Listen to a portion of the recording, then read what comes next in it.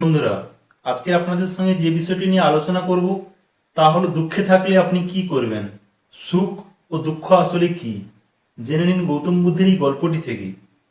একটি গ্রামে একটি কৃষক খুব দুঃখে জীবন কাটাচ্ছিল।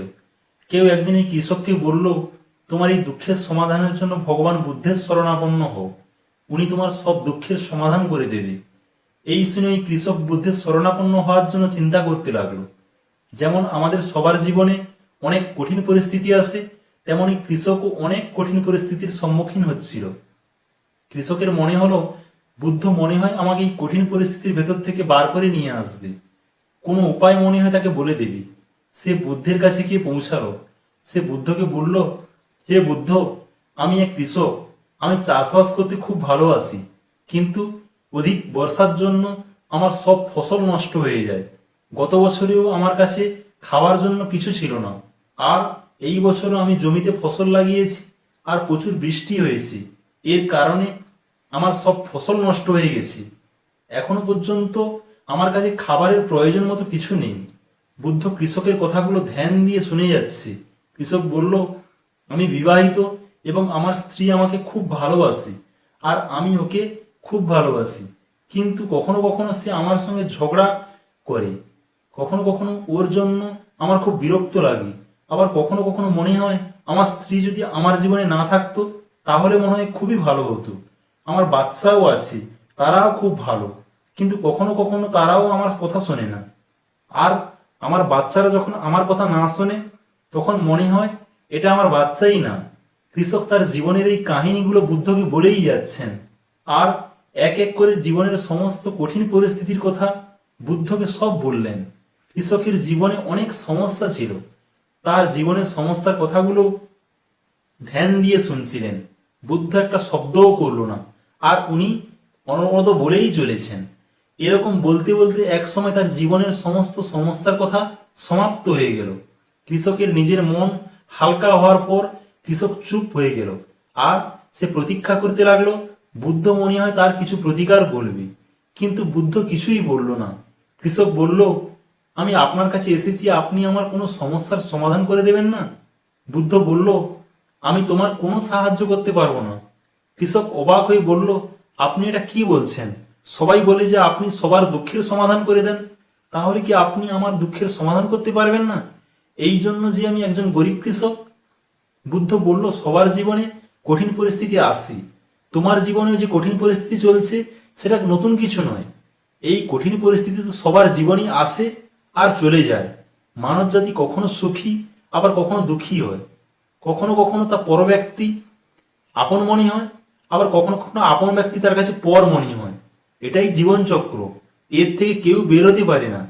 বাস্তব এটাই যে আমাদের জীবনে কঠিন সমস্যা অনেক আছে। আমার, তোমার এবং এখানে উপস্থিত সমস্ত মানুষের জীবনে কঠিন পরিস্থিতি রয়েছে। তুমি তোমার এই জীবনের সমস্যা সমাধান করতে পারবে না, কেউই করতে পারবে না। আমিও তোমার এই সমস্যা সমাধান করতে পারবো না।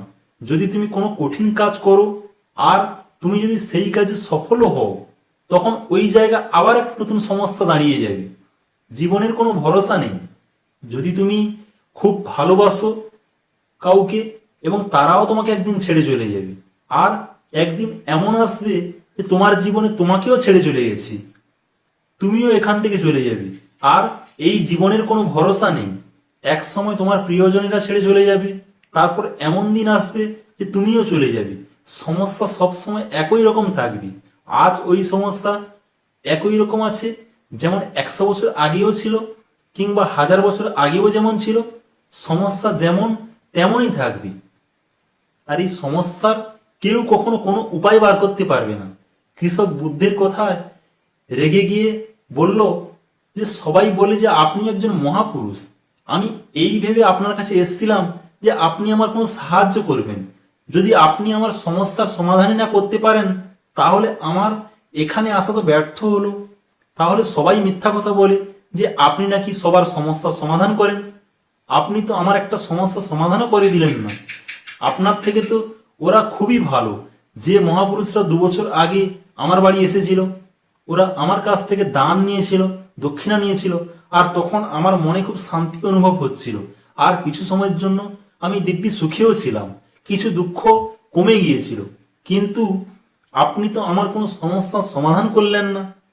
আপনি তো আমায় স্পষ্ট বারণ করে দিলেন যে হবে না।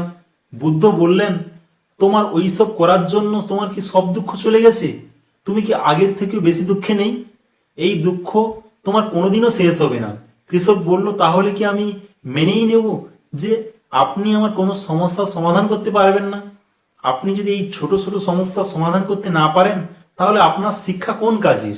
বুদ্ধ বললেন, আমি তোমার 83 সমস্যার সমাধান করতে পারবো না, কিন্তু আমি তোমার 84 সমস্যার সমাধান করে দেব। কৃষক অবাক হয়ে বলল, 84 সমস্যা? সেটা আবার কোন সমস্যা? যুদ্ধ বললেন, তুমি তো এই চাও যে তোমার জীবনে যাতে কোনো সমস্যাই না থাকে। এই সমস্যার জন্যই তোমার সমস্ত সমস্যার জন্ম হয়েছে।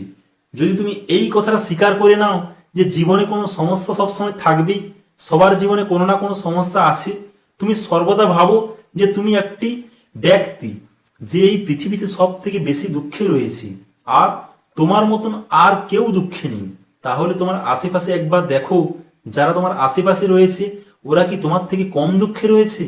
তোমার নিজের দুঃখ বড় লাগে, আর তোমার আশেপাশে যারা রয়েছে তাদের কাছে তাদের দুঃখ বড়। এই পৃথিবীতে সবার কাছে তার নিজের দুঃখই বড়। সবার এটাই মনে হয় যে দুঃখ ছোট কিংবা বড় হোক, কিন্তু ওটা যার সঙ্গে ঘটে তার কাছে ওটা বড়ই লাগে। আমাদের অন্য কারোর ব্যাপারে কখনোই চিন্তা হয় না, আর অনেক দূরে থাকা মানুষের চিন্তা তো আমরা কখনোই করি না। আমাদের কাছে আত্মীয় স্বজন যদি কিছু থাকে, তাহলে তাদের ব্যাপারে অল্প কিছু চিন্তা হয়তো আমরা করি, কিন্তু ওটাই যদি নিজের ব্যাপারে হয়ে থাকে, তখন আমরা খুব বিভ্রান্তির মধ্যে পড়ে যাই, বিচলিত হয়ে যাই। আমাদের নিজের জীবনে যদি কোনো সমস্যা না থাকে, যদি জীবনে সুখ থাকে, তাহলে আমরা ওই সময় অন্যদেরকে উপদেশ দেওয়ার চেষ্টা করি, এরকম ভাবে চলো, ওরকম ভাবে চলো, তাহলে তোমার জীবনে সুখ আসবে। তুমি এত দুঃখ করছো কেন? দুঃখ আসে এবং চলে যায়, কিন্তু যখন এই ঘটনাই আমাদের নিজেদের সাথে ঘটে, তখন এই উপদেশ আমরা বুঝতে পারি না যে আমরা শুধু আমাদের নিজেদের দুঃখে দুঃখী হতে পারি। এটাই হলো সেই 84 সমস্যা যা তুমি চাও। তোমার জীবনে কোনো সমস্যাই না থাকে, এটা হলো সমস্ত সমস্যা তৈরির কারণ। যদি তুমি এই ধ্যান দিয়ে দেখো আর বোঝার চেষ্টা করো যে জীবন সুখ আর দুঃখ দিয়ে ভরাই রয়েছে, এটাকে তুমি কখনোই বদলাতে পারবে না। যদি তুমি এটা চাও যে তোমার জীবনে সর্বদা সুখ থাকুক এবং তুমি নিজে সর্বদা সুখী থাকতে চাও, তো এটা সম্ভব নয়। তো এটাও সম্ভব নয়।